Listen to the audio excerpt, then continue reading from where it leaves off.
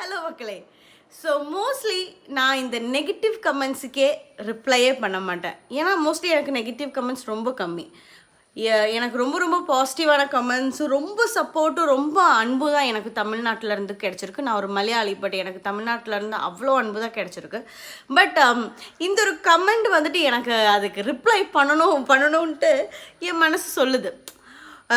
So இவங்க பேர் வந்துட்டு ஆக்சுவலி இவங்களுக்கு பேர் இல்லை, இவங்க வந்துட்டு சினர்ஜி ஃப்ளீக் சினர்ஜி எப்படி வேணாலும் சொல்லலாம்.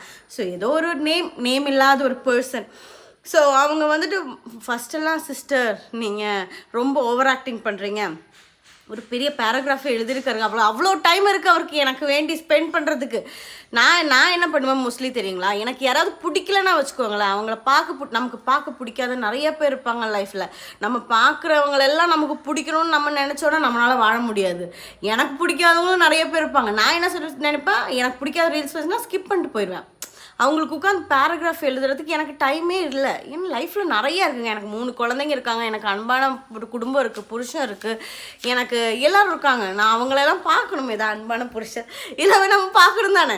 ஸோ இவர் என்ன எழுதியிருக்காருன்னா, மேடம் நீங்கள் ஜோதிகா எஸ்ஜே சூர்யா மாதிரியெல்லாம் ஓவர் ஆக்டிங் பண்ணுறீங்க. அப்படியெல்லாம் நான் ஒரு பெரிய ஆள் தானே.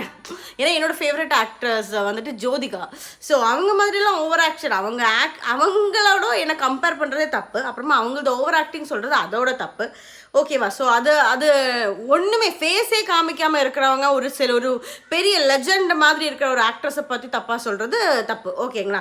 சரி, எனக்கு ஓவர் ஆக்டிங்க்கு அவார்டெல்லாம் கிடைக்கும் அப்படின்னாங்க. அப்படியாவது நான் ஒரு அவார்டு வாங்குகிறேன், நீங்களும் ஏதாவது வாங்க ட்ரை பண்ணுங்கள் அப்படின்ட்டு நானும் விரும்புகிறேன்.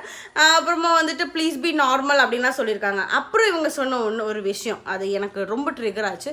நீங்கள் வந்துட்டு என்னோட வந்துட்டு வீடியோஸு என் ஹஸ்பண்டுக்கும் குழந்தைங்களுக்கும் காமிச்சு கொடுங்க, என் ஃபேமிலிக்கும் காமிச்சு கொடுங்க, அவங்களே ரொம்ப இரிட்டேட்டட் ஆயிடுவாங்க அப்படின்னு. என் புருஷர் நீங்கள் எல்லாருமே பார்ப்பீங்க, நான் ஃபஸ்ட்டெல்லாம் நான் தனியாக தான் பண்ணிகிட்டு இருந்தேன். பட் நான் இப்போ வந்துட்டு மோஸ்ட்லி என் ஃபேமிலி கூட பண்ணுற காமெடி வீடியோஸ் தான் நானே ரொம்ப விரும்புகிறேன். ஏன்னா எல்லாருமே அதில் இன்வால்வ் ஆகிறாங்களா, நீங்களும் ரொம்ப எங்கேஜிங்காக உங்களுக்கும் பிடிக்குது தானே. ஸோ நான் பண்ணுற ஏதாவது வீடியோ உங்களுக்கு இரிட்டேட்டிங்காக இருக்கா கூட்டம்? என்ன பார்த்து தான் இரிட்டேட் ஆகிடுது. காமெடிக்கும் சீரியஸுக்கும் டிஃப்ரென்ஸ் தெரியாத நிறைய பேர் இருப்பாங்க. இவங்க எப்படின்னு தெரியுமா, ஏதாவது நான் சிலப்போ தப்பாக சொல்லுவேன், தெரியல, நான் தப்பாக பேசுகிறேன்னா கரெக்டாக பேசுகிறேன்னு தெரியல.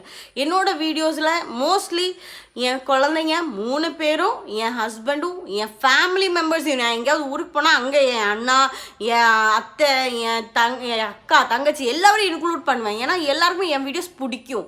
என் வீடியோஸில் வர்றதுக்கு அவங்களுக்கு ரொம்ப இஷ்டம்.